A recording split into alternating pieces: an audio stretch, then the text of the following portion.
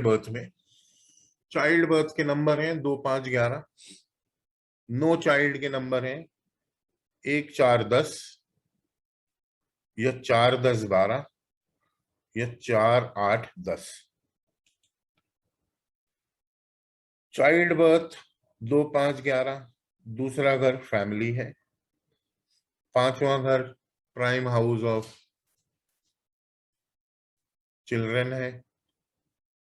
11th house signifies gain of children and fulfillment of desires.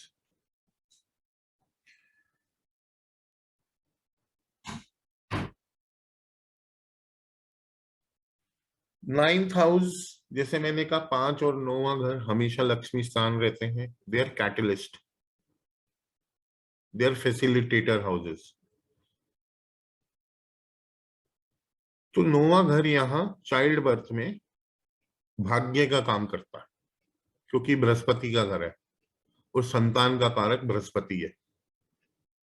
तो इसलिए 9वां घर यहाँ एक फैसिलिटेटर के तरह काम करेगा and it will promote child birth. Brihaspati natural कारक है या नेचुरल सिग्निफिकेटर है चाइल्ड बर्थ का। अगर बृहस्पति अपनी स्क्रिप्ट में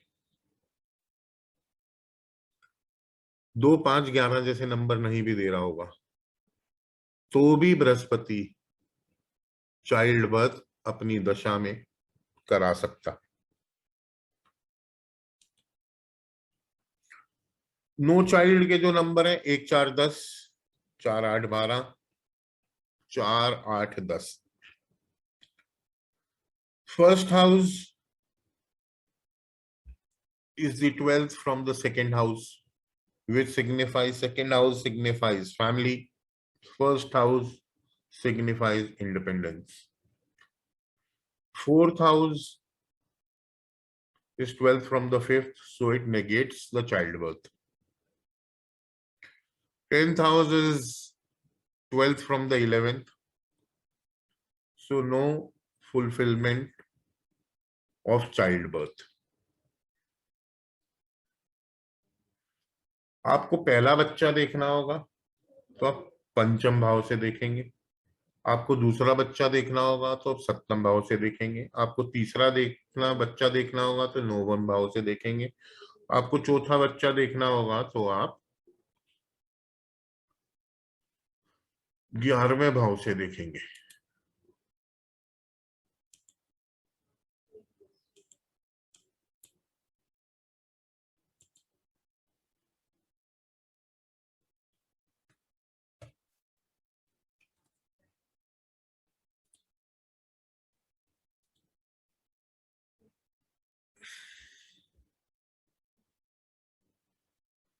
आपका 5th CSL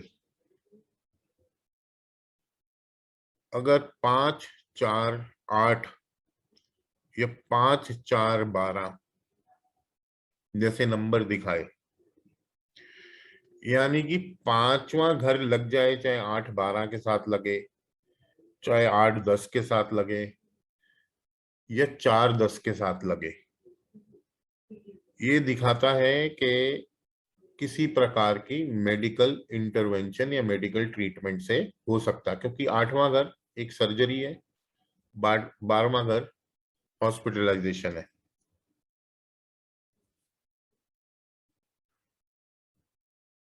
तो ये आपको एक मेडिकल इंटरवेंशन दिखाता है। अब किसी के प्रेगनेंसी के टाइम पे जब मिस कैरेजेस होते हैं, ये बेसिकली होते हैं जब जो प्लैनेट्स उस टाइम दशा में इन्वॉल्व होते हैं अगर 1 4 10 या 4 8 10 जैसे planets, specially Saturn, Rahu, Ketu अगर ऑपरेट कर रहे होंगे तो ये मिसकैरेज देंगे। अगर प्लैनेट्स 2 5 11 जैसी दशा वाले ऑपरेट करेंगे तो वो जो बच्चा होगा ही will enjoy a good health in mother's womb, यानी कि बच्चे होने में कोई प्रॉब्लम नहीं आएगी।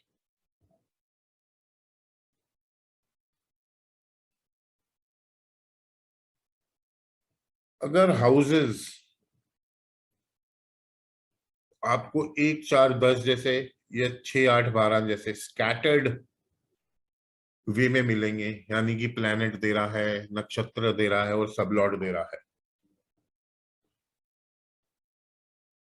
और उस टाइम पे 6 महीने के बाद जब चाइल्ड बर्थ कंसीव हो चुका होता है और छठे से 9वां महीना चल रहा होता है और सैटर्न या राहु या केतु की कहीं इन्वॉल्वमेंट हो जाती है, तो ऐसे केस में आप पाएंगे कि प्री मेच्योर डिलीवरी हो जाती है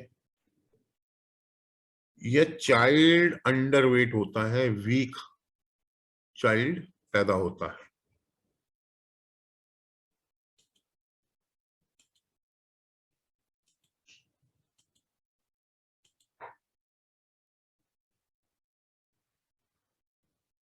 अबॉर्शन 5 8 12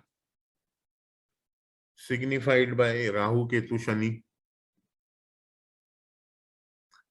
और जो बाकी प्लैनेट्स की भी दशा चल रही है वो 1 4 10 या 5 8 12 स्कैटर्ड वे में दिखा रही हूं, तो अबॉर्शन हो जाता है।